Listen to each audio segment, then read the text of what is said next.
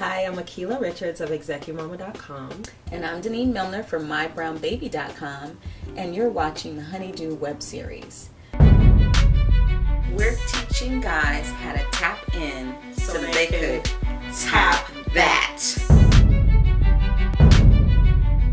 June Cleaver, that whole philosophy no longer applies. It doesn't exist. She did. Well, Mama's happy.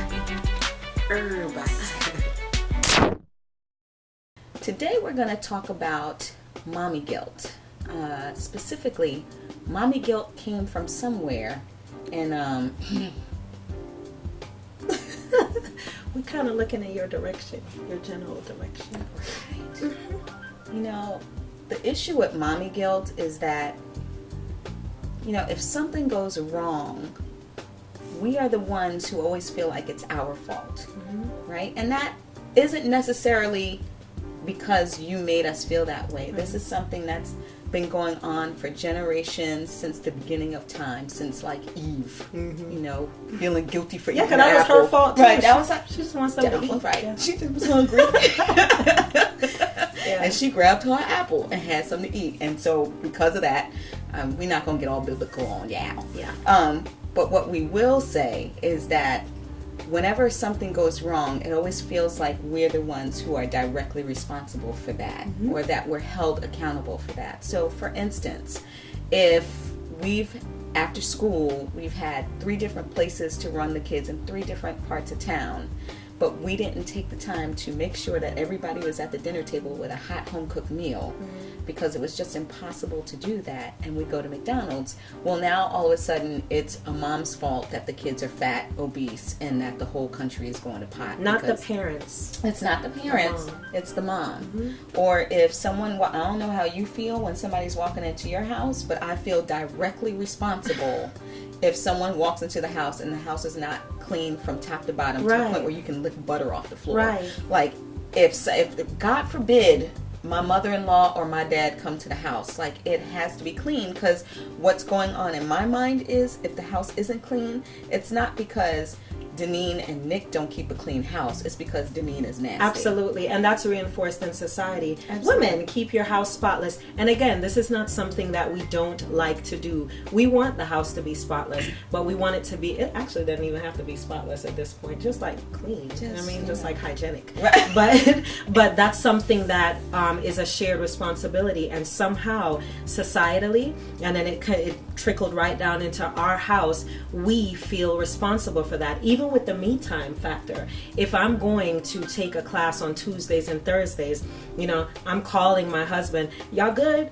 He is perfectly capable, he cooks, and all of that, so I know that he can do it, but somehow I feel guilty about taking the time for myself. And we know, your wife knows, that you don't experience that same guilt. Right. So this is not blame. This is not us pointing at you. That's why we said we were looking in your direction. Right. But not pointing. Right. Really, it's about helping you to understand why we have those feelings of guilt, and empowering you to understand how to make that go away, because it can't go away by ourselves, because it started way before us. It started before we got married. It started with you seeing your mom doing that same thing, but what you didn't see your mom doing is crying at night and being stressed out at night and not having sex with your dad, because she was too tired and too frustrated and feeling guilty about the things that she didn't do for you and Lisa and John and them, right? We all in them, and we all go through that. And so it doesn't have to be, again, to take your marriage from simply happening to happy. You have to have the conversations, and mommy guilt is very real. The guilt that your wife feels about taking the time to do things for herself, or stopping off at a fast food joint, or making sure that the house, or not making sure that the house is like ridiculously, like you come in a cribs and it's that kind of spotless. Right. Somehow that responsibility falls squarely on your wife. Come on, son. Like hashtag, come on, son. That's not cool. Right. And so in how you remedy that is to encourage us and allow us to take off the cape. We don't want to be super women. Yeah. I want a wife. You want a wife? Dude, I need like a couple. Let's get wives. Okay.